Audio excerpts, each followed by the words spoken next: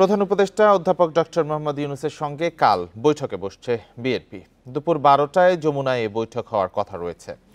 বৈঠকে নির্বাচন নিয়ে যে ধোঁয়াশা সৃষ্টি হয়েছে বিভিন্ন মহলে তা পরিষ্কার করার জন্য প্রধান উপদেষ্টার কাছে রোড ম্যাপ চাইবে বিএনপি।